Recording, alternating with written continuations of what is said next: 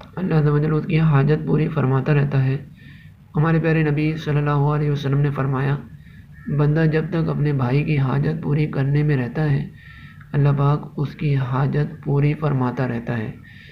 مجموع زوائد کتاب البر والصلہ، باب فضل قضاء الحوائج، حدیث نمبر 13723، جلد 8، صفحہ 353۔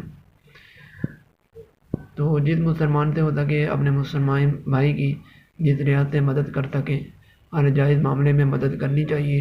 اور مالی طور پر مدد کر سکتے ہوں یا مختلف معاملات میں مدد کر سکتے ہوں، یا بعض اوقات اگر کسی کی جائز سفارش کر سکتے ہوں، اس کی نوکری پہ لگا سکتے ہوں تو اس کی مدد کریں۔ کسی کی غلط کانسیپشن ہے تو اس کو دور کرنا، اسی طرح کسی کی کوئی الجھن پریشانی کو دور کرنا، یہ تمام پریشانیاں